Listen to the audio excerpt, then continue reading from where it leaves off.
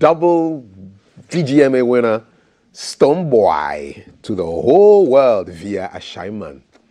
And I'm thinking of his village in the Volta region.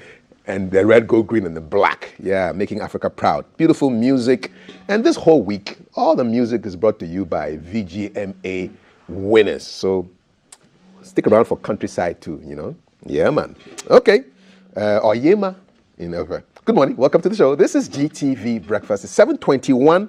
Still to come, more conversations on the VGMA fallout, audience reaction, MCs, dress code, winners, and all of that. It's coming up the last hour with Akosia Hansen, Edem Mensa Chotome, and Frankie Five. These are the panelists joining Valerie on the set. We also have a conversation with the Network of Communication Reporters on exclusion of telco agents from SIM registration. Mr. Samuel Douna, former gender minister, is our guest for that. But for now, I've been joined by my guest, Yao Anoche Frimpong. He's a lawyer and our favorite historian on Tuesdays on GTV Breakfast. And next to him is his colleague at the bar as well. They're not drinking. No. They're dealing with issues of law. That's right. Yes, Dr. Eric Udro Osai is the Director General of the Internal Audit Agency and corporate governance, former lecturer, accountant, and happy to have both of you here. Happy to have you too. Yes, how has the week been for you? Oh, not bad. Not bad? Not bad. All right. Yeah. You know, our tradition. What's on your mind this morning? Thank you very much. What's on my mind? In the past week, we've witnessed 3 buildings collapsing. Correct. And I think this is something we should not sit by. District assemblies must sit up. They should streamline the permit acquisition process, and they should not say that once they have permit to construct, that's the end of it. They go to sleep.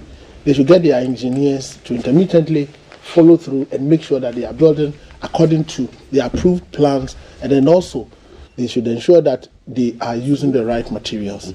Something is happening in Uganda, and we can learn it here. Community participation in monitoring construction of buildings, so that once you are constructing a building, you put a signpost there indicating what you are doing, the materials you are using. So even if the regulatory institution is not closer to the action spot, citizens passing by and seeing the materials they are using can draw the regulator's attention, so that will avoid this from happening. I think it is not good.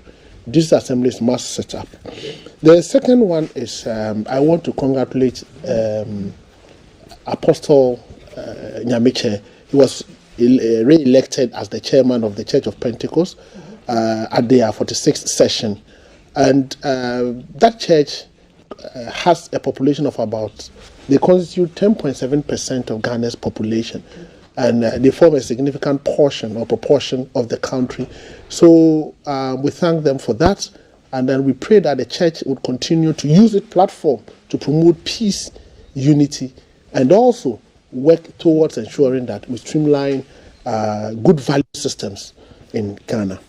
The second one is also on, in the past week, some of your media colleagues reported that the Chief Justice has indicated that lawyers will start writing exams. That is not for renewal of solicitor's license or practicing license. On a yearly basis? On a yearly basis. But that is not what the Chief Justice said. Actually, the Chief Justice, let me use your platform to explain that the Chief Justice is just re-echoing the provision for continuous professional development provided for under Regulation 84 of the Legal Profession, Professional Conduct and Etiquette Rules 2020. That requires every lawyer to complete a minimum of 12 hours of continuing professional development in a calendar year and submit details to the General Legal Counsel before their professional licenses will be renewed. It's a way of streamlining the profession, making sure that lawyers are up to date, and it is happening across the professional space. What will those 12 hours look like? Or how do you submit your evidence that you have Okay, the law is clear that you have to submit details of the continuing professional development program you have undertaken to the General Legal Counsel, and the General Legal Counsel will prescribe the form and the content. So once it is submitted to them, they will do an evaluation and then approve a renewal of your license. It is good because accountants are doing the same. You need to accumulate certain minimum professional development hours before your membership in good standing can be renewed. Okay. So the Chief Justice never said lawyers should write exams. Finally, control systems in the public sector is being strengthened. At the Internal Audit Agency, we have realized that majority of the irregularities that the Auditor General reported were found in the health sector, followed by the educational sector, local government, and then SOEs. So what we are doing is state-owned enterprises. So what we are doing is that we've realized that most of the health institutions either do not have audit committees or the audit committees are not even functioning well, for which reason the Auditor General cited all those irregularities. In fact, in the Auditor General's report for public corporations and statutory bodies, only 4 of these health institutions came up with irregularities of over 2 million cedis, which is not the best. So the agency is working with the Ministry of Health and the Ghana Health Service to inaugurate audit committees for all the public health institutions so that it will strengthen control systems, including Pantan Hospital, so that at least once control systems are strengthened, we will be very sure that funds that are sent there will be used for the intended purposes. Okay, so lawyers are not writing exams. They are not. They are not Issues of controls as far as monies are concerned. Shout outs to the Church of Pentecost, 10% of Ghana's population. 10.7%. That's they have 3.59 membership. Yeah. Okay, why? Why are they growing so fast? I think the internal mechanisms work very well for the members. Yeah, and they have a decentralized arrangement where in every small locality you have to open a branch there. And you know the headquarters is in Ghana. They rather send missionaries to other countries. Church of Pentecost. Church of Pentecost. Okay. The head office is in Ghana. Okay. You know, so it is an example of a local church that can send missionaries outside of Ghana. Where do they go? They are in over 40 countries. Okay. And they pay them from Ghana. I see. You know, so it is not the type of church that receives support from external. Okay, it's homegrown. It's a homegrown. Made in Ghana. Made in Ghana, yeah. Sort of. And commanding 10.7% of Ghana's population means it's a church that we should not toil with, and together with other churches. But I am interested in their contribution to the value systems of Ghana. And now they are going into schools, they have secondary schools, they have a Pentecost university, and they are doing all kinds of things. So we should encourage them and encourage other religious bodies to follow suit. They even have a hospital. Okay. You know, others I know, Catholics are also doing well, Presbyterians are doing well, and we expect all religious groups to join forces with similar institutions so we improve the value systems in this country so we can take our destiny in our own hands. Nice one. If I were a presidential candidate, I would be making sure that my visits to the Church of Pentecost would be very frequent. 10% of the population. That's quite a huge 3.59 constituency million. there, man. Yeah, I just go talk to them and sell my vision to them, and get even 10% of that 10%. I'm on my way to the Jubilee House. After you get out of the dreamland and focus on your guest who has a history lesson for you this morning. Right. Say, I'm not from Pong. Today, where are we dipping our historical toes? Today, we know that the Asantehene is still in the UK. In fact, he's celebrating his anniversary on the throne. He's also celebrating his birthday, and ace musician Amachi Dede is there bashing. We also know that he attended the coronation of King Charles III. And I want to use this opportunity to do a brief history of the Ashanti nation. And then after that, next week you go to Boku to talk about the genesis of the Boku crisis. So you give me a little time to talk about the famous kingdom known everywhere in the world, the Ashanti. Well, Ashanti produced 4 kings, successive kings, but at that time they were serving the dangerous people and they didn't make history. Their first kings, we are told, were working together, Chum and Entry. After Chum and Entry came Kwabia Amenfi. After Kwabia Amenfi, Otia Kente. The 4th one was Obiri Yabua. Then the 5th one was Osei Tutu, who actually became the founder of the Ashanti kingdom. It was during his time that we had the golden stool. It was during his time that Ashanti institutions, customs and conventions and traditions were instituted, and everybody made to pay allegiance to the golden stool. It was during his time that Ashanti fought and liberated itself from Denchira. Having defeated Denchira meant that they came to control all the trade routes to the south. It also meant that they came to possess the castle documents of Elmina Castle. And so it meant the white people were paying tribute and taxes to the king of Ashanti. So Osei Tutu made the kingdom extremely rich. Now we all know that he died while fighting the Achem people, crossing the river Pra. After him came his nephew Opokuwari. Opokuwari immediately had the duty of fighting and subduing Achem in the Ahantan War. He was also able to fight Eburu Moro of Awawin, and he added Seshi and Bono to the kingdom, and also went as far as Tain, and then Ahafo also became part of the Ashanti kingdom. And so we can say for certain that it was under Okatachie Opokuwari that Ashanti became an empire. After Opokuwari, we had the king Kwesi Obuedum. And Kwesi Obuedum never had any intention of going to war. He felt that the gains of his predecessors had to be consolidated. So he was a man of peace, except for the fact that the Achems rebelled, and the Achem brought in the Dahomey people to help them. So being able to defeat Achem and Dahomey meant he had extended Ashanti influence to Dahomey. Now from Kwesi Obuedum, we had Osei Kwadwo. He was given the title Osei Kwadwo Okunwawia because he was so warlike that anytime you mentioned war, even 12 o'clock in the day, he would not think twice, because it is said that he could manage war more than peace.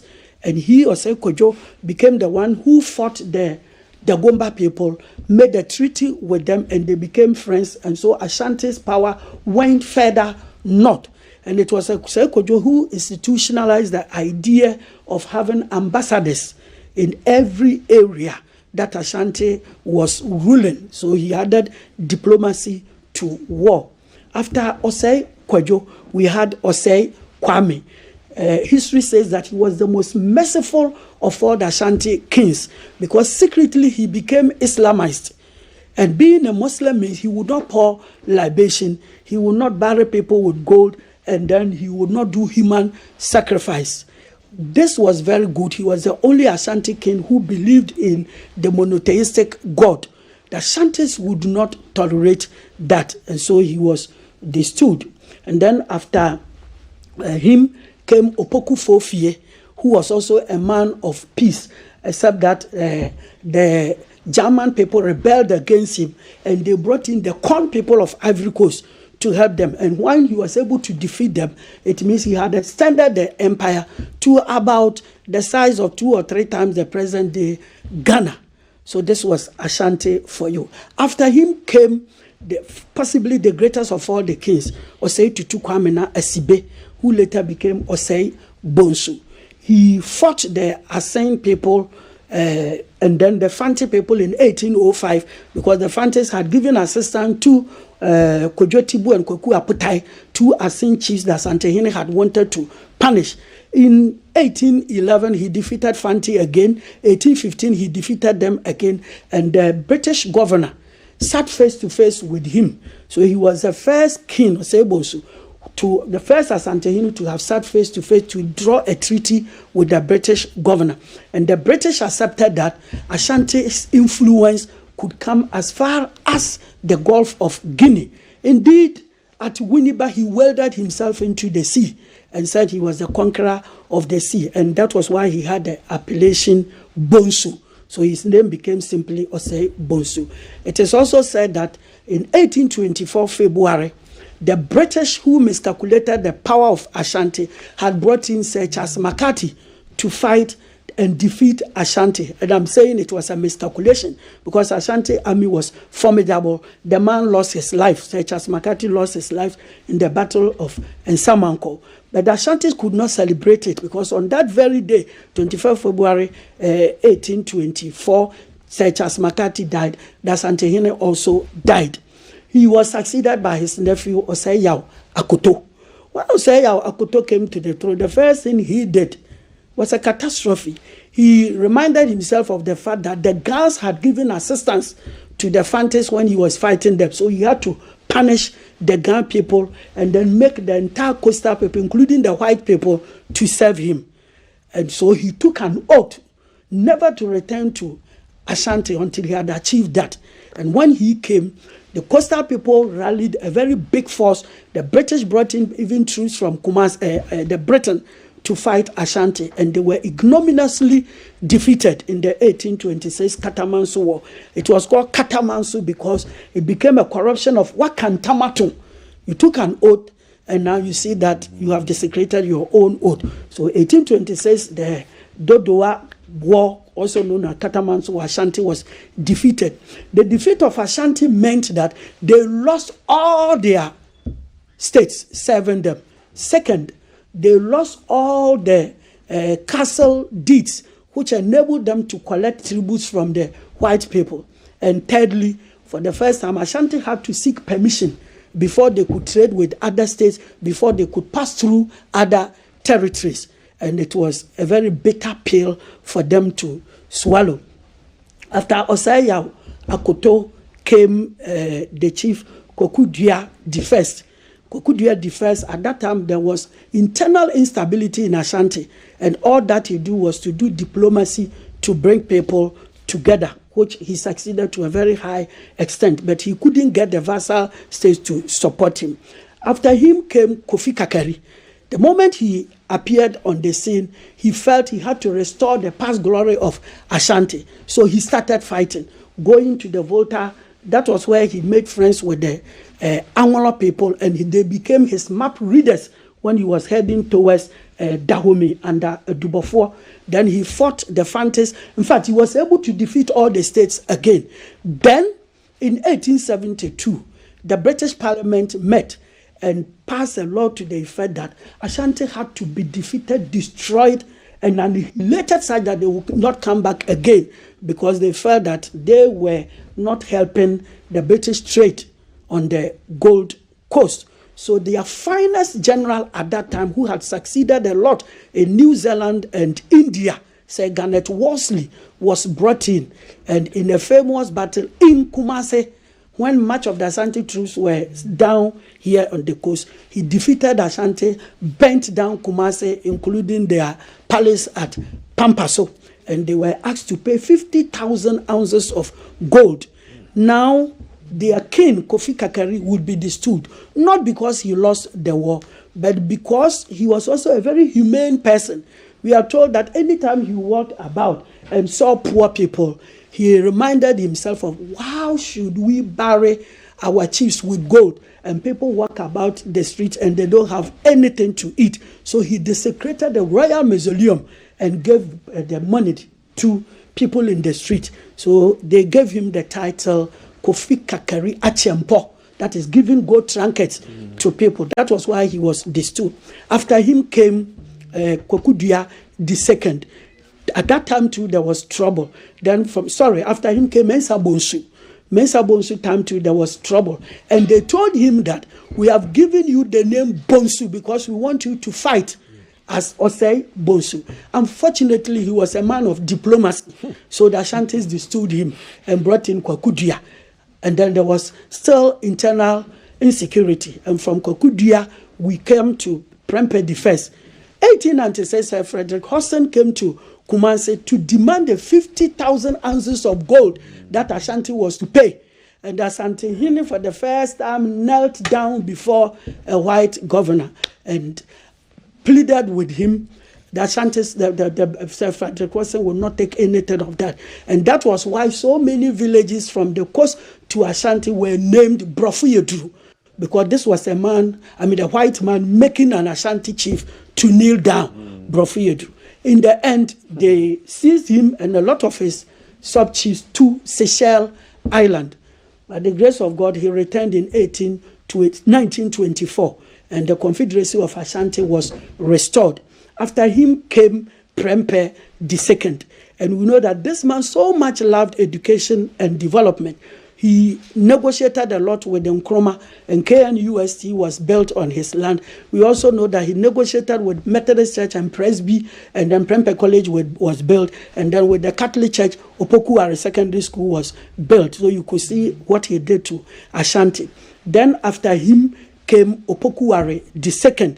He rather was interested in showcasing the past glory of Ashanti, that Ashanti as a kingdom of gold, to the international world. So we know that he held several seminars and exhibitions in the UK with the title Ashanti, the Kingdom of Gold. And then in the US, at least in 1984, he did one in the US. It was also during his time that he accepted that the Asantehene must not be the automatic president of the National House of Chiefs, because all areas have got their own paramount chiefs too.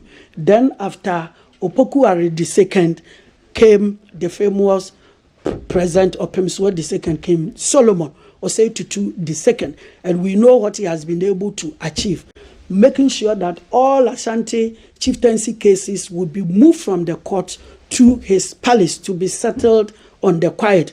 And then the Otumfuo Education Fund, which benefits everybody in Ashanti, whether you are Ga, Ewe, whatever, everybody on Ashanti land, once you apply and you qualify. And then we also know that he did a lot in terms of the Dabon chieftaincy crisis. And then as we talk, he is outside the country and he represented Ghana as one of very few monarchs in the world invited to the coronation. We wish him well. We wish Ashantis well. We wish all chiefs and queen mothers in Ghana well. Thank you very much. Thank you too, Mr. Yanoche Fremong. I mean, just sitting here, and the only question I'm asking in my head is, how do you keep all these dates, man? How do you keep all these names? I mean, he started from way back, hundreds of years ago, and I'm just sitting there here. How do you do it? Well, I would say that because I love it in primary school, we were learning those things, and we were forced to learn Ashanti history, Ashanti kings, the history of every ethnic group in Ghana. You can't believe it. I was in class 3 when I knew the history of Togbesri. In class 3? Yeah, class 3. We were taught that. Like 9 or 10? This from the F.K. Buer's history book, the Sankofa. And his history book was history of uniting the country called Ghana. So once those days you came out of middle form 4, you were full Ghanaian. You knew everything. Yes, because when you meet a Bonoma, you know he's your brother. You remember his history. Yeah. You meet a Dagoma, you know he's your brother. Together with a long secondary education, 7 years, very relaxed, and you could make friends with everybody. Now there's pressure on our students. Thank you very much. Thank you so much. I feel richer just for listening to this history and all the links, the interplays as far as the Dahomey, Ivory Coast, I mean, ambassadors all around. Thank you so much. And this Church of Pentecost history also you gave me was, so I found out that they have a presence in more than 151 countries worldwide. That's right. It's a very powerful, except that what you said, that if you're able to get them, unfortunately they are not that conservative. They're not, Yes, they are very liberal. They're liberal, And so when you go there, there's no way you can get the mass of them together. So you get the rest. It's not. I have to try again. Yeah, you have to try. I have to organize football games and all kinds of things. One significant thing my friend should have added, about 70% of all the rich people in Ghana belong to the Church of Pentecost. That research, I have not done that. I talk about Best Buy, talk about Zoom Lion, and then until recently, don't quote me test. Oh, he's giving you this, he's giving you evidence. But you see, I also know it's like the Catholic Church of old. I also know other rich people in other churches. Oh, definitely. In other churches, because I know some serious rich people in the Catholic Church. Yeah. Oh, I know some definitely. good rich people in the Presbyterian Church. So we have to do a comprehensive, That we have to do a research. comprehensive research. But the ones is mentioned in The the Church of contemporary rich Pentecost. people, they find it so ideal to be Church of Pentecost people. elders. Okay. All right. Okay. No, but it's a liberal church. It's a liberal church, It's a yeah. liberal church, and then they promote the word of God. I mean, all churches promote the word of God. But like like he said, the University of Ghana Religious Studies Department found out that Ghanaians are more used to Pentecostalism as introduced by the Church of Pentecost, Makion, rather than the Orthodox system or the Catholic system or Adventism. All right. Yeah, the Pentecostalism only focuses on the New Testament. Okay, they're not interested in the Old Testament. The Old Testament did, and then David did, and then don't eat this not ready meat for like that. we the SDA people. Don't do this. Don't wear earrings. Don't bow. They're not ready for that. No. Charlie, but the Torah has some serious stuff going on there. I'm reading a book there with the Old Testament stuff. There's some deep stuff there. They will say that now we are under the grace of God. They will interpret it in a very liberal sense, and it makes people feel comfortable there. That doesn't mean when you commit adultery or something like that, you'll be allowed to stay there. No. Yeah, they have their own internal sanctions. Very strong sanctions. Very strong, even more strict on their pastors than the church members. They are hard on them. I tell you, Church of Pentecost, there's too much. Yeah, you have to be hard on the leaders now, and soft on the followers. Well, thank you so much. This has been wonderful, really, really wonderful. I wish we could just close and go home, but no, we can't do that. We can't do that right now. We have to look at our headlines. I'm seeing a picture there of our river, our Pra. Our Pra, latest casualty, front page of today's Daily Graphic. Pra River, other water bodies polluted by galamsey activities, and it's affecting firefighting. We just celebrated International Day of the Firefighter recently.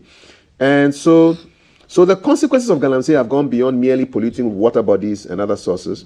And now it's also impacting water availability in the right volumes for fire emergencies. The Western Regional Fire Command says low pressure in water service lines to its hydrants or points of replenishment is threatening the fire services operations. It's directly linked to illegal mining, and they said the points of collection of raw water from rivers were heavily silted. And there's a high turbidity, so the water is not clear, it's very murky and cloudy, and has become a danger.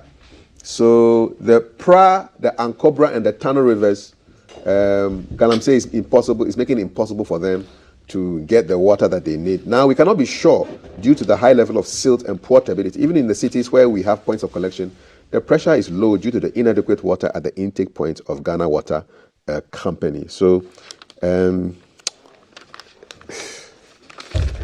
just don't understand why we can't solve this problem. I was just listening to a video sent to me by a very good friend of mine who is a chief, whose permission I cannot, who hasn't given me permission to mention his name, so I can't mention his name. But basically, the summary of the video is that the highest form of intelligence is your ability to solve your own problems. That's true. That's the highest manifestation of intelligence. That's true. That you are able to solve your problems. If you go to school and have 10,000 doctorate degrees and professorships, and you have written lots of books, but you cannot solve your problems, then you're not intelligent. Let me add something small to it, just to top what he's saying. That it is because insane people and then young people at a certain age are said not to be incapable of solving their personal problems. In fact, taking decisions. That is the reason why we are saying that they are incapable of committing crimes. You understand? So it means that once you are of age, you should be able to solve all your problems. Otherwise, you'll be classified among insane people. Yeah. Makaf, you see, until we come to the realization that the solution is in our own hands, and we adopt a radical approach to solving this problem, we'll go around it, and it will continue to be with us. I always say that I don't understand why we can't solve the problem. If we want to solve the problem, we'll solve the problem. We are capable of solving the problem. In fact, as Ghanaians, we've solved our own problems in the past. So we should be able to solve this problem. If we take the politics out of the fight, we will be able to fight it. It is the politicking. Because if the ruling government said, I'm going to do it, you will get the galamseyers and other people polluting the water saying we will not vote for you.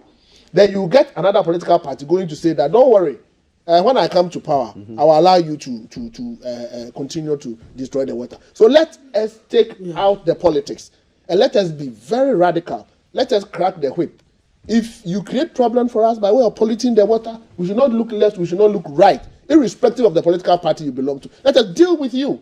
If we deal with people in ways that will send a strong signal to the people down there, they would appreciate what is happening. If not, and we joke with it, it will swallow all of us. Like the way the Arab world dealt with trafficking. If we are able to use that approach, polluting our water bodies will be a thing of the past. I think we are just joking with the solution. And at times, the presidency will say that, I've put my presidency on the line. Put people at the forefront to fight it. They disappoint him. When they disappoint you, deal with them. Sack them. Sack them. Because you see, where we are going, if we are not very careful and we don't adopt a radical approach, it will swallow all of us. So my prescription is, let us take the politics out. Let us adopt a radical approach. Let us sanction people publicly and irrespective of whoever you are. If you create the problem, if you violate the law, let us sanction you. If we do that, it can help us in solving the problem. Otherwise, we should forget about resolving this issue. The politics in the whole process is just too much. And I think we need to do, from what Doctor is saying, an inter-party resolution on the environment. I mean, making it big enough, the environment, so that it becomes a national green policy. Otherwise, I tell you, if today this government is not able to fight Galamsey, it becomes their trump card in the election, because the electorate will know that for as long as we keep fighting, voting for that party to remain in power, it will not pass. So let us vote for it. As for this one coming, he will overturn things. But when all of us meet and make it a policy to protect our environment for the sake of the future, it helps all of us. So it's like a non-negotiable national policy. Yes, national policy. Devoid of politics. Yes, because you see, last time the young man who came here about 3 weeks ago, the fisherman he interviewed carrying bamboo on the yes, Kobe Che. See, he tried to speak English, very good English.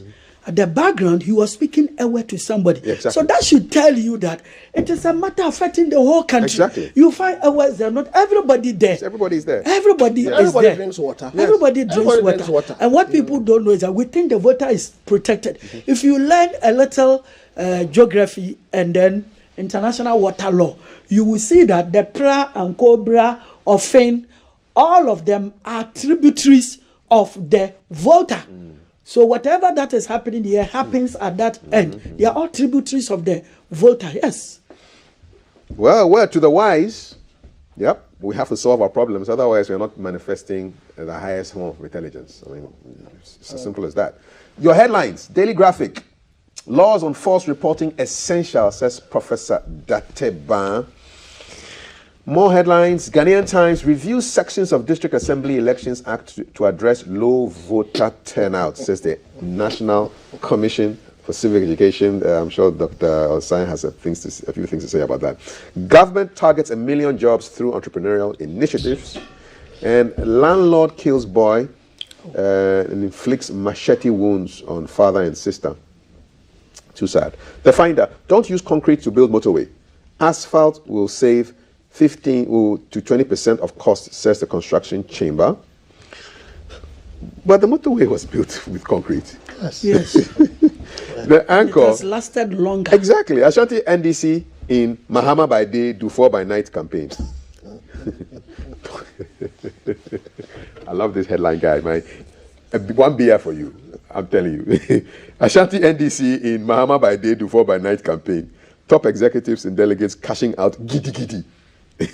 ABC News, NDC primaries, Dr. Dufour calls for postponement of presidential primary over flawed register. Which, Dr. Osai, you wanted to comment on one of the stories. Yes, about the local government elections. Yes. I think the local government elections is one of the elections that is lowly patronized by Ghanaians, and I think we should reverse the status quo. The reason is that is where the action spot is. That is where leaders are trained. That is where government and governance is closer to us. So citizens must be interested in who become their assembly member more than who become their member of parliament or the president. Unfortunately, education and sensitization on the local government elections is not the best. It seems to me that we place more emphasis on national level elections because the 2024 elections is happening in 2024, but we have started advertising and sensitizing people around that. Local government elections is happening this year, around September, August. But we've not heard a lot about it, and it is not the best. So if you want to improve patronage, if you want to get people to understand that if you want to participate in governance and you want governance to be closer to you, be interested in the local government elections. And I call on the leaders, those who are in charge of organizing local government elections, to start the process now so that we will whip people's interest and enthusiasm so that we will increase the participation level in local governance elections, because that is the bedrock of our democracy. Okay. Yeah, I think he's right. And I think that as a step forward, to make people interested in local governance, the whole thing should be politicized. When you go to UK, it is a whole political system, Labour and then the Conservatives everywhere. They've got their members. And in Ghana, you see, the election comes about 2 years before the main election. Exactly. So if the whole thing was to be political, it will help you to know in every constituency what will happen in the general election. Because if, let's say, NDC wins in a particular area, that would actually reflect in the next general election. And it will also make people very sensitive about that election. So I believe that it should be fully politicized. Even now it is, because I know that in reality, the parties nominate people to go. But on paper, we are told that it is non-partisan. Please, we should just change it, make it partisan, so that people will develop more interest. And that will also mean that let's say, let me give you an example. For example, CPP is able to win in a particular assembly. KEA. In KEA. If it is not able to win the national election, they will control that area. Yes. And if they do very well, it will showcase their future prospects. Even the other advantage is that it helps us in growing smaller political parties who may never win elections, either to become the president or to form a government or even to go to parliament. But they have good ideas. Exactly. So then once they are able to command control in a particular district assembly area, it will be a test case for them. They'll start implementing the manifesto they never got the opportunity to implement at the national level. Apart from that, it will also take away this winner takes all. Yeah, it's a kind of power sharing thing. Power sharing sort of, so that at least it will reduce the tension in national level election, because we have tension in national level election because people think that, look, when I lose the election, I've lost everything. So that is also important. Apart from that, it will also hold government in check, because at the moment it is the government that appoints all 261 chief executives. But if we were to have some of them elected, you will get some of the chief executives putting a check on government, even how to use common fund. And if common fund delays, you will get a chief executive who can go to court and say that, look, my common fund has delayed, but I need it to develop the people in the area. So there are a lot of problems with the current arrangement. And like Kwame Nkrumah always say, we have imposed a seemingly non-political system on a political system, so that we create the impression that assembly membership election is non-partisan. It's not. But we know. It's highly partisan. In fact, it's highly partisan, because when you see their logos and the colors, they will tell you that when you see the color of a particular political party in my color, then it means I belong to that political party. So why are we playing ostrich? I really wish that we had a law where every political party would have to use the national colors. So that way you will not be able to tell. Yeah, I agree. Red, gold, green, and black. Yeah, I agree. Yeah. So it's not about symbols, but ideas, because we all have the same colors. We have the same colors, and in fact, we have the same aim. Our aim is to develop this country. No political party doesn't exist to bring down development in this country or to undermine development in this country. They all have good intent. If you all have good intent and your aim is to develop the country, then why don't you have a common logo, which is a development logo? The only thing is that tell us how you intend developing the country, and that will be it. But I agree with my colleague, there should be consistency in governance. President must be elected on partisan basis. MPs must be elected on partisan basis. Assembly members must be elected on partisan basis. Chief executives must be elected on partisan basis. Then we'll have a straight line and consistency in governance. But a situation where chief executives are appointed by the ruling government, assembly members are elected on non-partisan basis, you create an inconsistency in the governance process, and it creates problem for everybody. What do you think on what we've discussed so far as local government elections are concerned, as far as all that you've heard with respect to the history of the Asante Nation, as well as, I'm just curious, why don't we just change the name to, the word is Asante, well, why are we still using the British corrupted Ashanti? I think we have to. We have to. Because it is Asante region. No, but, Asante region. But if you meet a typical Ashanti, Yeah. he will tell you, I am an Asante. Yes, but in the Tunis, region, I but, don't but the know. region is called Ashanti region. Yeah, We that's should Ashanti just get the region. correct spelling again, you know. Even Brong Ahafo. Bono. It was Bono. And then we continue with the British one, Brong. Oh, but now, Brong. but now, Until- yes, now now we we have made the the Now we have Bono. Bono Until region. which Bono so region. Ashanti Yeah, should change yeah. to become Asante. Just get the things right. Asante. All right, I think I'll read a couple of messages on our board. There's a story here about virgins that I'm very interested in. We'll get to it at the right time. Not now. Don't get too excited. Let's go check out what's happening in the news. All right. More messages are coming in on 055-556-1034. Okay. Good morning. Our local government system is based on the Workers' Party system. Really? Which one is that? I need Which country? I need that. Dr. Anointing. Good morning. Lack of nationalism has been the death of Ghana's development. We need a resurrection. Abdullah. In fact, the menace of Galamsey is becoming a cliche. Water bodies are being destroyed, not by animals or any creature, destroyed by humans with senses. Who are we to blame? We need positive attitudinal change in order to tackle this menace to the core. Partisan politics takes the biggest obstacle in the fight against Galamsey. Incumbent on us as citizens to think about the future divide of selectivity. Let us rally behind the government to fight this menace of Galamsey before the things go out of hand. We can fight it with a united front, says Abdul Razak Tamale. Mickey, darling, ask Dr. Asai if the internal auditors in our public institutions and external auditors are indeed credible.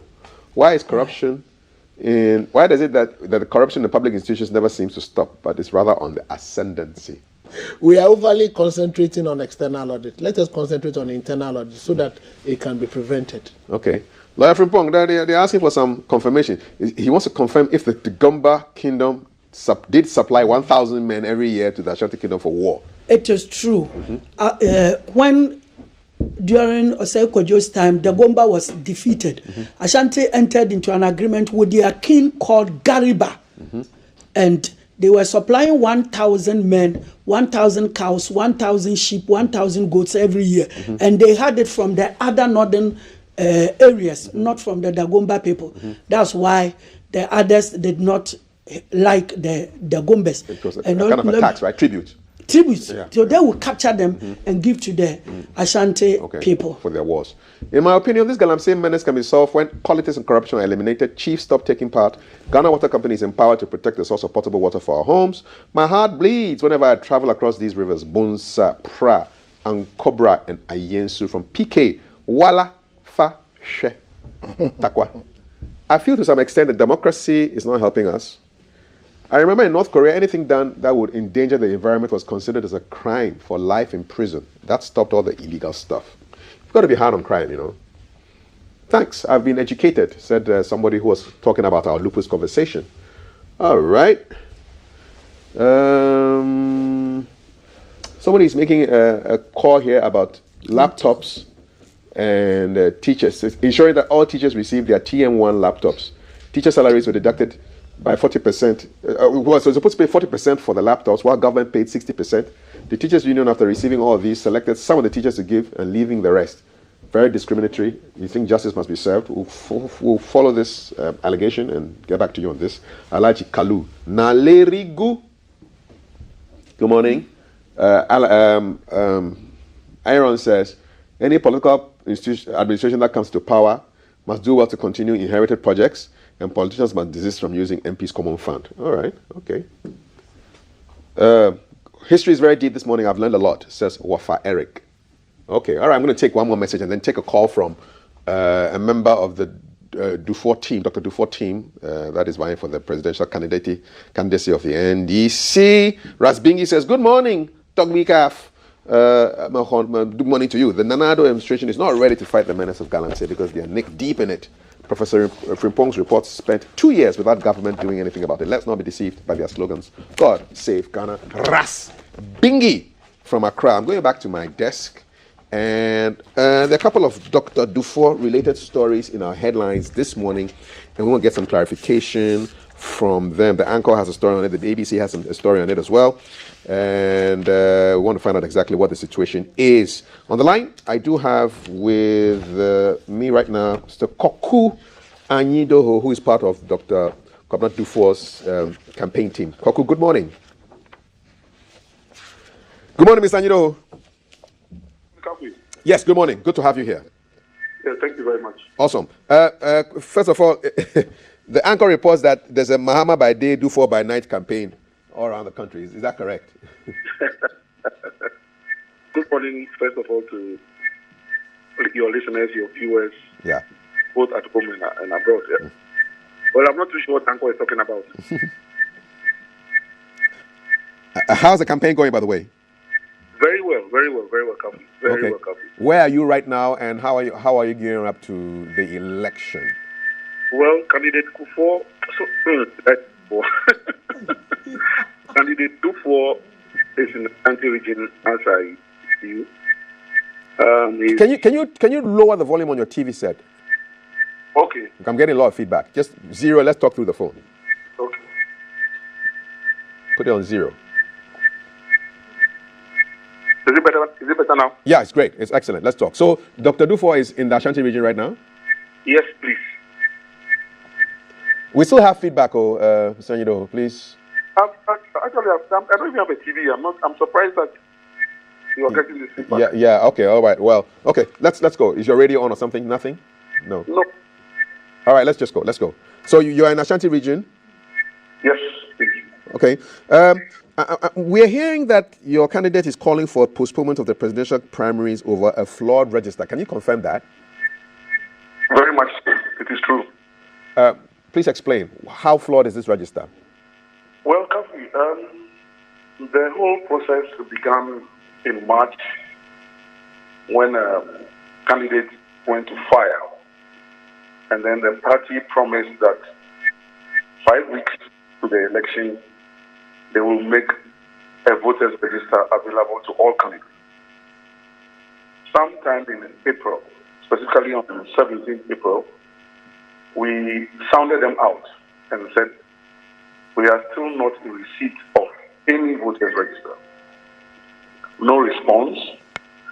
And so on the 2nd of May, we wrote again officially on the same issue. And then on the 4th of May, they invited us for a meeting at which they presented us with some electronic version of what they claim to be the voters register. Of course, we accepted it. We went back to the office, spent time investigating what it is they had given us, and Kafi, honestly, first of all, out of the 275 constituencies, they made available to us only 220 constituencies. No problem. Then out of the 220, our investigation is just showing gross anomaly and inaccuracies.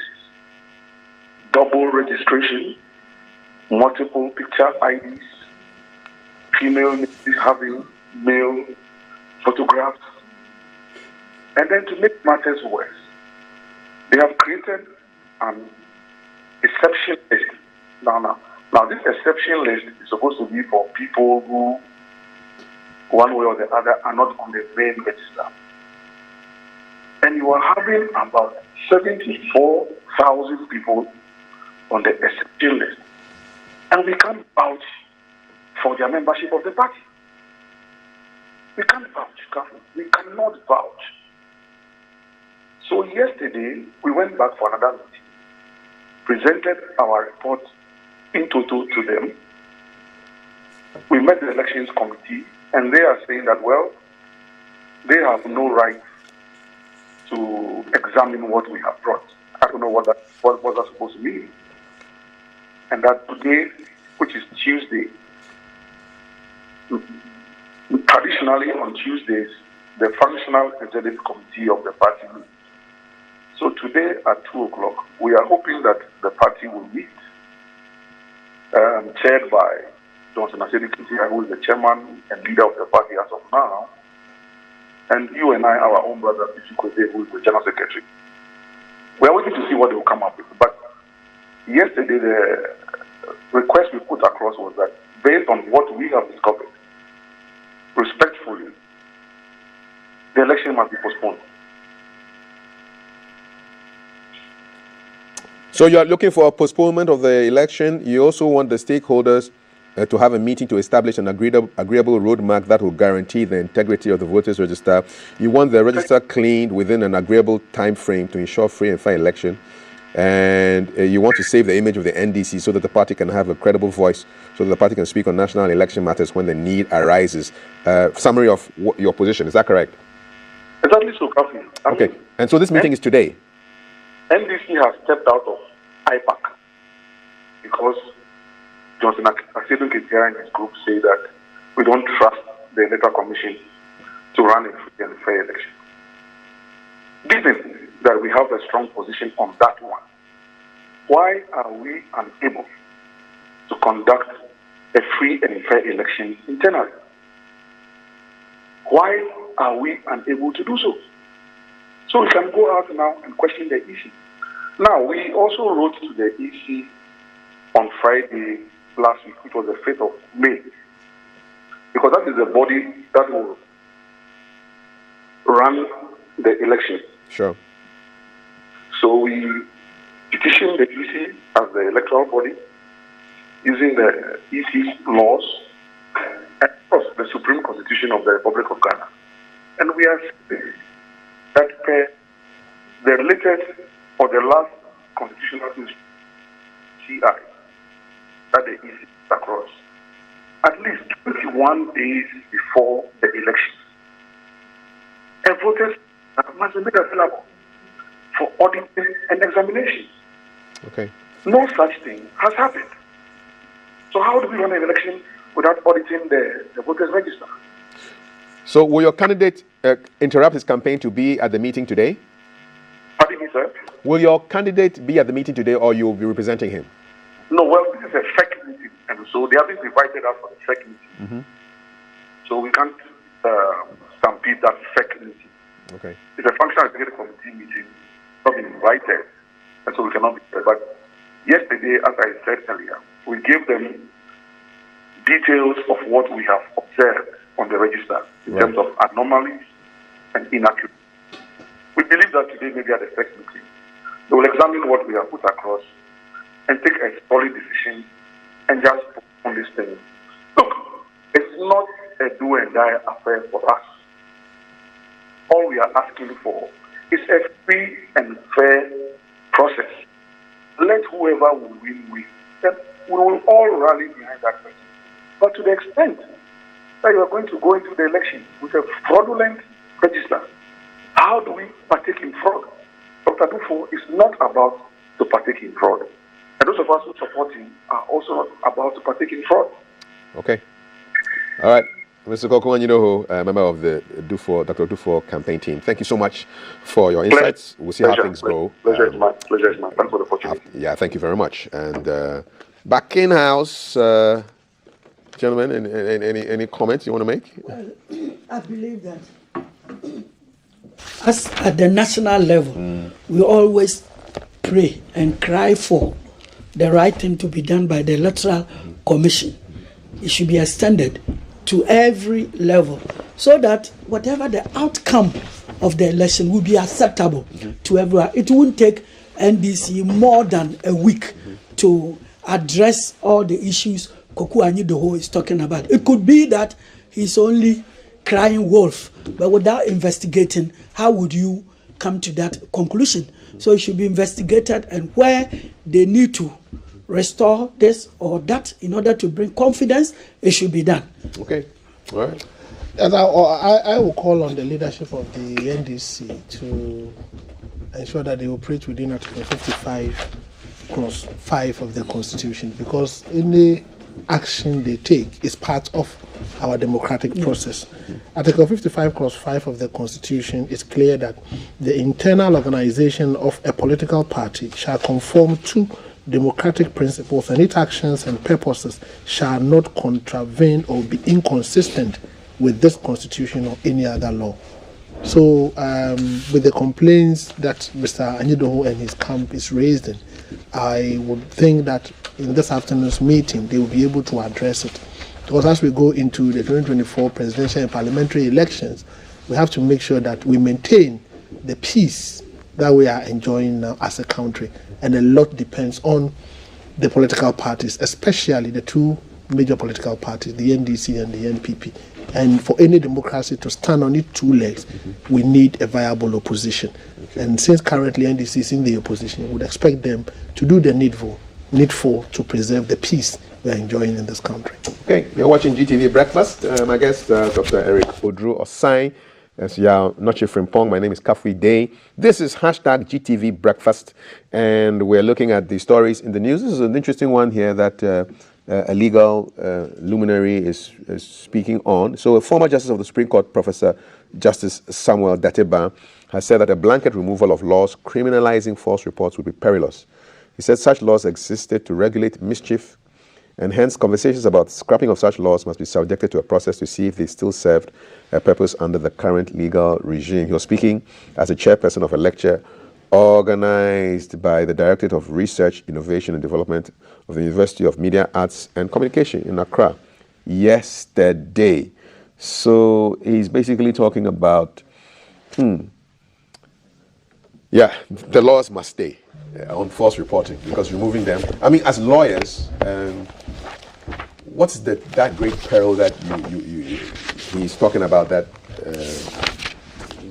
is hanging over our head if we remove these laws on false reporting?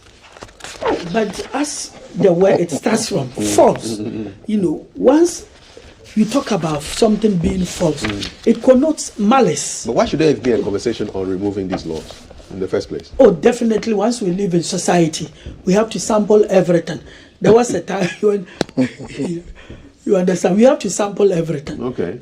So I believe that it's good we discuss that, but I don't think anybody would dare make a law saying that people who make false reports would be made to go scot-free.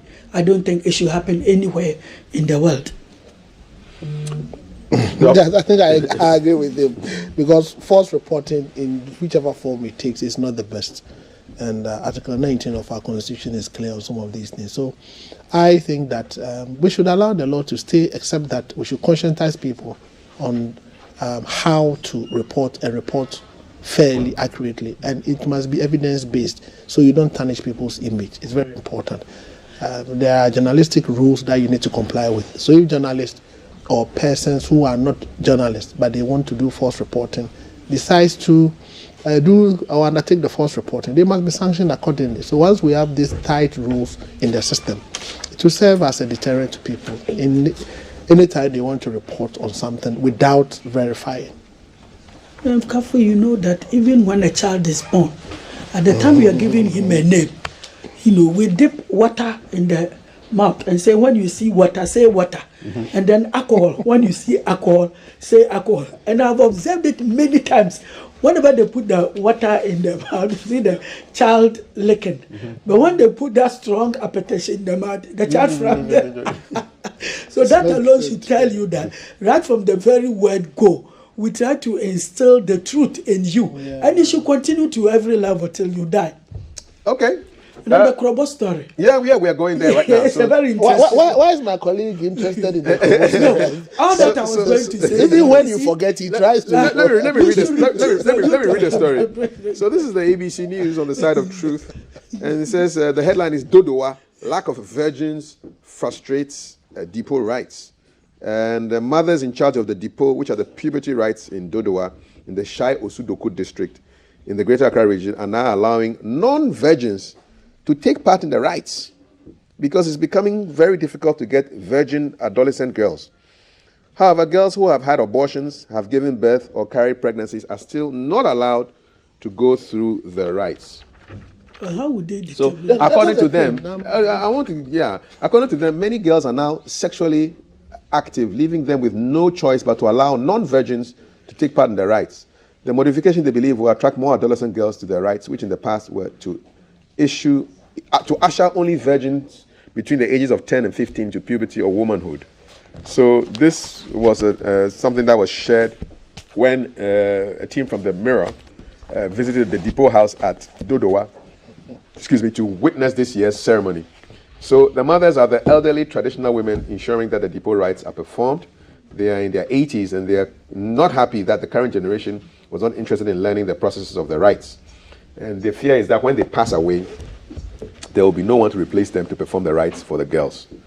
It's a very, very interesting story here, ABC News.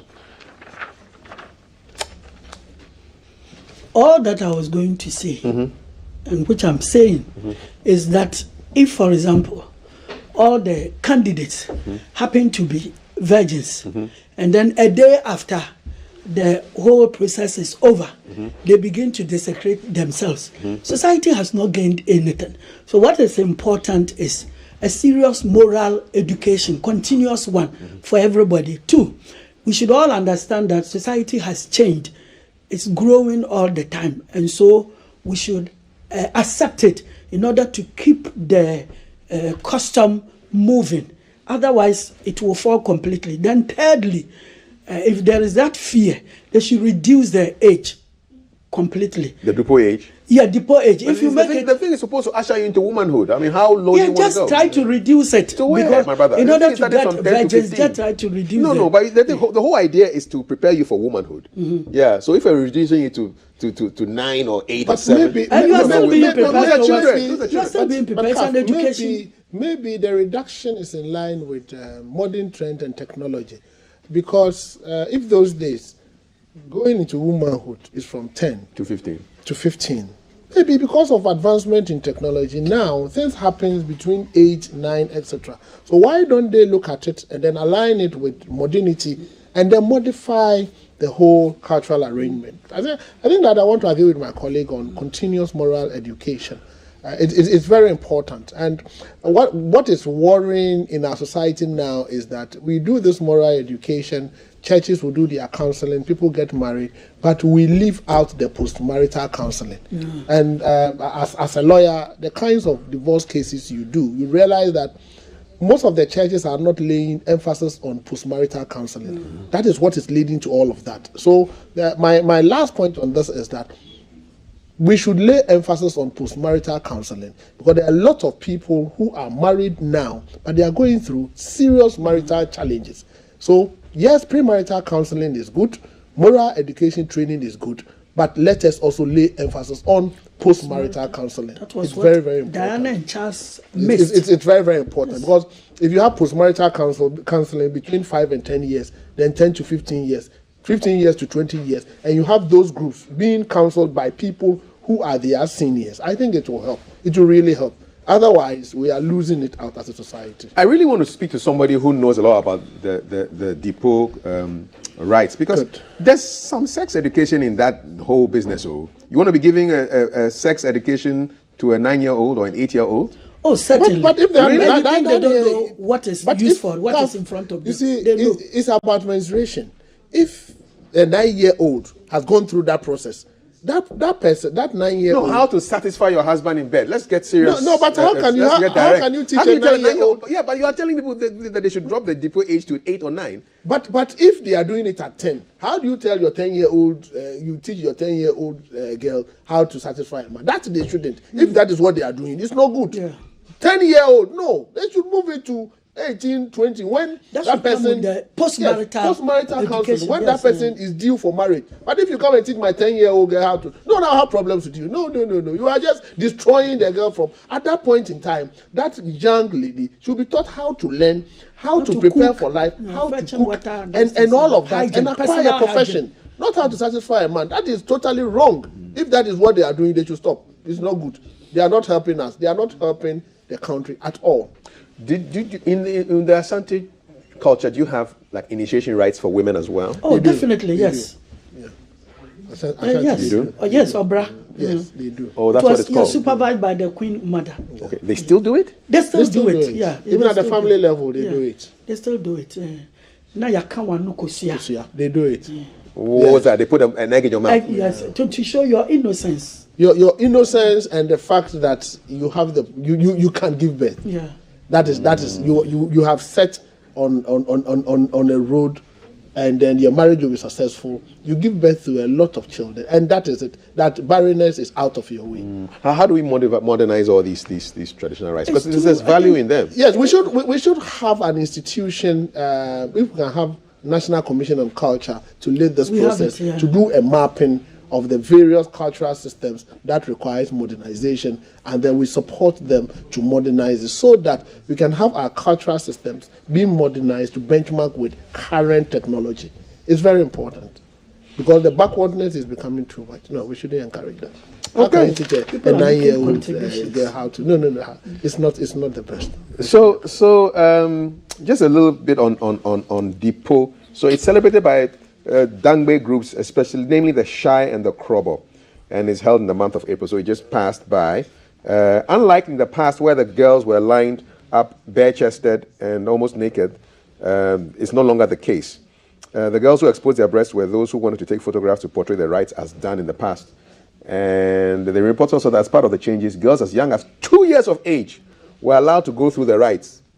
2 years. Oh, but if you don't understand the essence of what you're doing, how do will you a 2-year-old understand? No, it's wrong. That one is wrong.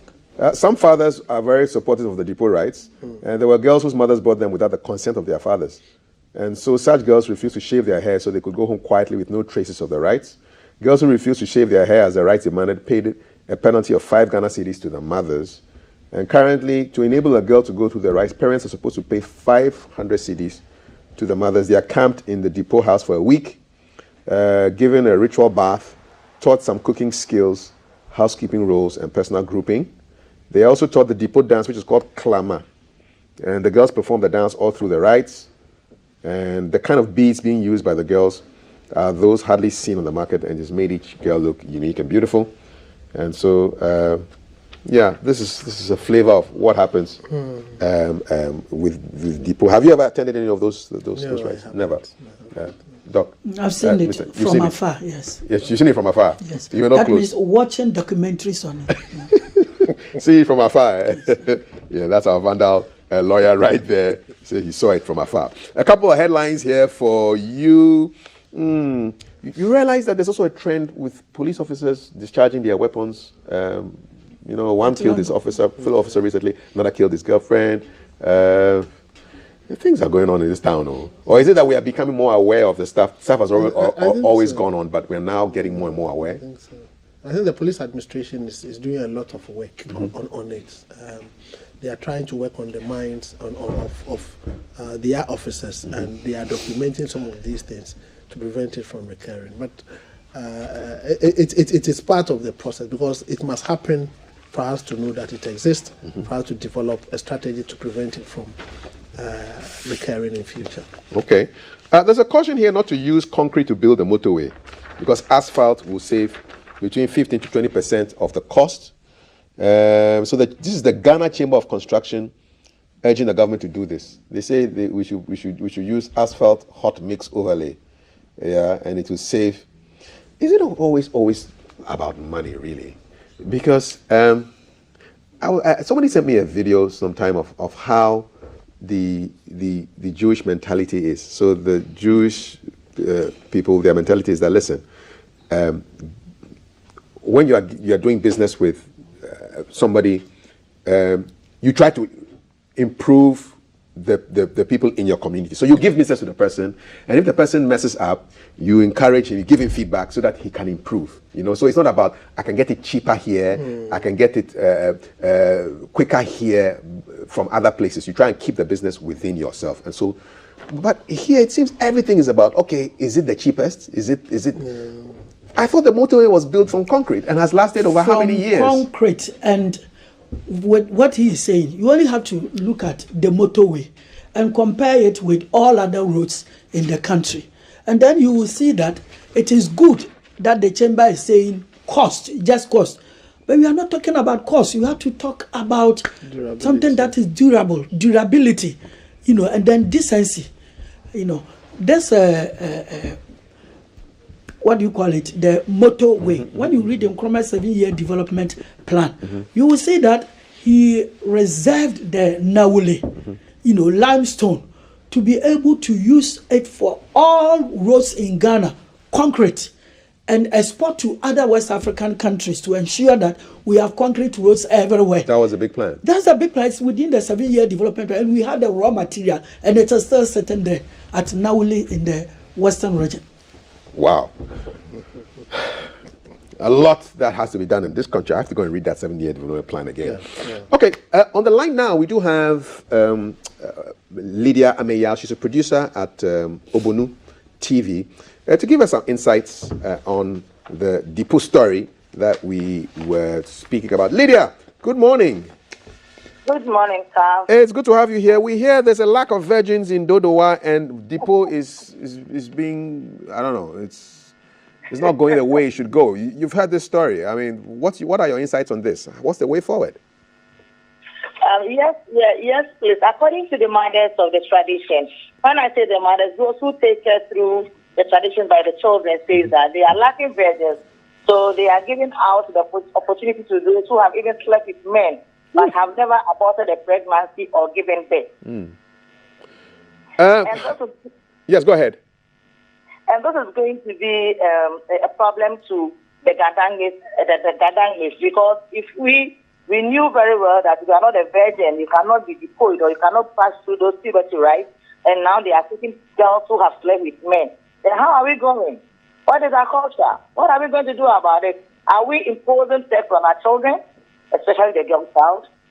I can feel your passion in your response. What was the traditional curriculum of the depot rights? What did you learn on day 1, day 2, day 3, day 4? Yes, it is like you are being entreated into womanhood. Mm-hmm. So you go through a lot. One, when you get married, how you are supposed to treat your husband. Mm-hmm. So how to take up for yourself. Even you are being taught how to take up for yourself when you get into mental. Because some of them have not even menstruated when they go through the process. So when you menstruate, how to take up for yourself and how to approach people. We are being treated up. We are being taught on how to talk to people. I mean, ethics of the Gadangwe and then ethics of Ghana as much. Did you? Can I ask a personal question? Did you go through the depot rights yourself? Mine is Ashimi. Okay. Similar to the depot. Mine is Ashimi in Bubla from. Okay, but similar. There are similarities in the the womanhood rights. Is that correct? Yes, please. Okay, and how long does it normally take? Back in the day, how long was the whole process? Depending on the clan or the traditional area you come from. Mm-hmm. Yeah, some take 7 days, some take 2 weeks. Mm-hmm. And were you camped back then? Excuse me? Did they camp you? Did they seclude you and then teach you all these things? Yes, we were camped. Mm-hmm. You see, those days we have a stone. We have a big stone that when you are being sent in, you are supposed to sit on the stone. If you have ever slept with a man, you will be stuck on the stone. You cannot get up. And so rights are being, the libation are being poured before they can take you out of the stone. Did you ever witness any woman stuck on the stone? Yes, please. Oh, wow. Yes, please. How was she extricated from the stone? They performed the rite. They poured like the elders came in, performed libation, and then that was it. Okay, so we're having the conversation here. I mean, do they teach sexual relations, how to flow with a man? I mean, in the privacy of your room, do they teach you those things in the depot, Yes, right? please. Yes, please. You are being taught, but they tell you until you get married. Until you get married, that is after marriage. You are not supposed to sleep with a man until you get married. So when you get married, that is what you're going to do for your man. Okay. And what was the age back then when you were doing the rites? I was around 16 years, please. Okay. Did anything surprise you about the education? Hello? Did anything surprise you about the kind of education that the old ladies were giving you? Yes. I was surprised about the way I was taught, like, when you get married, this is what you're supposed to do, because I was not expecting it, because I was told that I was not supposed to sleep with a one. So as of that age, I was a virgin. And so so what do you think the way forward would be for what we are experiencing at Dodoana, where the old ladies say they are now allowing non-virgins to take part in the rites? I mean, is this not the doom of Depot in the next maybe 10, 20 years? Like I just said on Ogonu TV, and we the parents, especially the mothers, have to talk to their children when they get to that age or before they get to that age. You can talk to your child, this is where you come from, and in this slum, this is what is being done, and then if you don't do it, you're going to be maybe shamefulness to me, myself, the family, your siblings, the elders, and others. And then when we talk to them and then shower them with gifts that they want, I think they will stay and not go into sex at early stage. Just from your own experience, did your mother ever talk to you about the things the old ladies talked to you about during the depot rites? Yes, please. She did, before you even went there? Yes, please. My mom, yes, please. Yeah, go ahead. Yeah, she sometimes says, quality is dog black. Break it down for me. What was she saying? Meaning that, have you seen that thing between Penny's legs? Having a brother called Penny. Have you seen that thing? When it enters into your legs, it's kakai. So she was a monster, Bibi Saku. Yes, monster. She was. And it will catch you and kill you. Did you believe that story? Oh yes, I believed it. But did you think? I mean, mothers scaring their daughters about sex is healthy? They are not scaring our scarf. I don't think it's scaring. We are being groomed. Yeah, but a penis is a penis. It's a penis. It's not a monster. It's a penis. It's a penis. Yes, it's a penis. And that is what is bringing the problem. Modernization, those days we say kakai or motomoto, or we have another name for it. Now they say go straight and then mention the name. Yes. It is this, it is penis, it is that, and then in our language I can say it here, but no, say it in your language. What is it? Is it draw? What is I don't know. Ours is Sule, Doro is Ghana, ours is Sule. Jule. Yeah. Sule. Okay. Is Depot doomed, Lydia? Hello? You think Depot is doomed now? Is Depot doomed? Will Depot get extinct in the next 10, 20 years? That is the issue. But maybe when modernization takes place, I think it can still be. We don't have to take Depot out. It's part of our culture. It's our heritage. And then it is believed, and I have even seen that some people get married and cannot even give birth until they come back for the Depot rites we perform before they give birth. We have people like that. We have people who are working, but they're not gaining anything after that thing is being performed. We have people who have traveled outside working very tediously, but they're not earning anything. Okay. So they come back. So Lydia, so people of your age mates who come from the same ethnic group, are they submitting their daughters for Depot? Yes, please. Yes, please. They are. Yes, please. Okay. All right. Well, there is this scenario: a lady father was a reverend minister. And then the man was saying, I'm a Christian. My daughter cannot go through this. I'm a Christian. I know I don't think my daughter will go this. And the daughter got married. After for about 7 years, there was no child. And so the lady's mom took her daughter to where they come from, and the puberty rate was done. Less than 2 years, they gave birth to 3 children. Just like that. And you think that the depot provided the password? Yes, please. That is the belief. All right. You believe in it? I do, because it's my culture. Okay. Although you're a Christian, right? Yes, please. All right. More power to depot. Lydia, thank you so much. Thank you very much, I've been educated. With the papa, yes.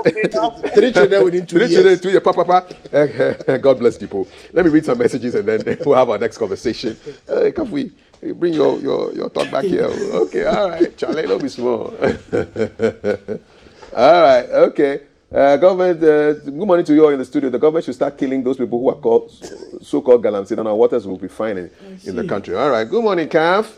You see, the depot thing started in a time when teaching small girls on how to satisfy their husbands in all manners of life, including sex, was normal.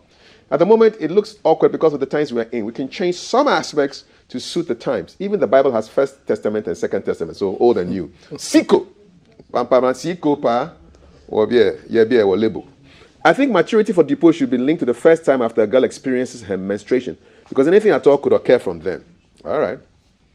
There's a political one. So all along that Dr. Dufo and his team have been campaigning, who have they been talking to? And since they did realize it, I thought they were meeting with delegates and pleading with them to vote Dr. Dufo, Honorable Timothy, Atabuede.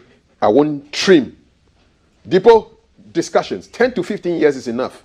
Constitution is 16 years and above for sexual consent. 10 to 15 is defilement. What are we encouraging? Says Jeff. Yakubu. Good morning. I blame social media slay queens for the lack of virgins. Well, virgins don't have sex automatically. They need this. There has to be a man having sex with a woman. Why are you blaming social media? Blame libido. I hear lack of virgins affected the festival at Dodua. Well, that's what we're hearing. It affected beyond the festival. In fact, it affected Depot itself. Pardon our president. IMF, please don't get angry and recall the deal. All right, okay. Nana Kojo, Lottie Jones. But Kafu, you need to call the leadership of the NDC to respond to Koku's concerns. You don't know what's happening here in the background, bros. All right, I'm not going to take any insults with anybody who's calling me Koku. All right. Small world. Thank you for your good works. Ghanaians, we're joking and making a mockery of ourselves. Imagine China with its population, they have pragmatic and drastic laws which deal mercilessly with indiscipline and law breaking. It's true. Usankide. It says, long one, dry trap there. Ghanaians, you think they'll break the 8. Okay, we didn't talk about the 8 this morning, but it's no wala.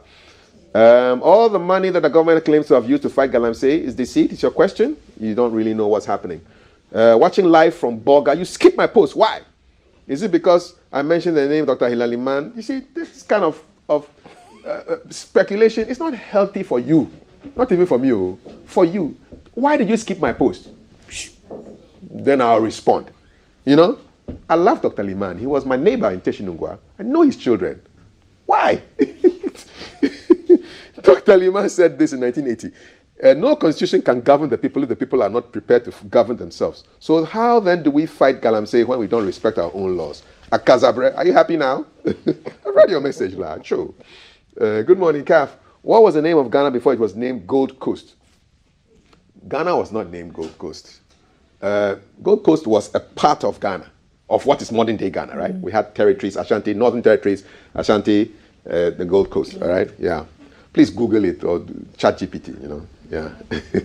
We have technology now. Charles Edu. Good morning from Gunwa, Jamang. You thought Koko had long renounced his NDC membership. No, he has not. He says he is a member. The party is saying something else, but he's a member. It seems the water bodies are still at the mercy of illegal and senseless mining, rendering them unfit and unwholesome for consumption. It is true. Culture is culture. Our tradition must go on. Let us do our best to preserve this noble culture. Depot all the way. Good morning. Can you ask ECG why they are unable to solve the problem of no network to buy electricity? For a week now, people of Tema that I know are really struggling to buy electricity. Good morning, honorable men. You were hoping Nana Addo could have appeared more Ghanaian rather than wearing a suit to the coronation of King Charles II. Okay. You are hoping, but you're not his stylist. Yes. You can hope all you want. He will wear what he wants. I think anyone below 15 should not have anything to do with sex education. Yeah. But I think we must know the proper names for our organs. Not this whole kakai and no, a penis is a penis. It's like an elbow, we should know the names. But calf, is it like an elbow? It's a part of the body. It's a part of the body. Yeah. So By the way you linked it to elbow. I mean, it's just a normal part of the body, but we cover it for certain reasons. That's right. Yeah, but this kakai and pee and wee wee and come on, man. Let's just go. Get real. Good morning. Can someone tell us if we have LPG shortage in the country or there's a deliberate hoarding to create demand and supply? Is there LPG shortage? We don't know. All I do know is that I'm wrapping up my segment right now. Gentlemen, I want to thank you. It's been a great conversation. We went all around, from Church of Pentecost to Asante Kingdom to virgins, or the lack thereof in Dodowa. From three of us here who are definitely not virgins, we want to wish you a beautiful day. How do you know? Because you have children. It's as simple as that. You're not a virgin. I'm not sure I want to comment on this. You are not a virgin. I'm not. Thank you. If you are not a virgin, raise your hand, please. Doc, raise your hand. Mr. Freeport, raise your hand. You're not a virgin. Raise your hand if you're not a virgin. Raise my hand. If you're not a virgin, raise your hand. I should raise my Yes, hand. raise your hand. I've raised my hand. The man has children, so how can you? Listen, we are going to. I know Sack is not a virgin. Don't know about Blacko, but here comes Countryside. I do know that they want VGMAs, VGMAs. He sounds like virgins anyway. Enjoy Countryside.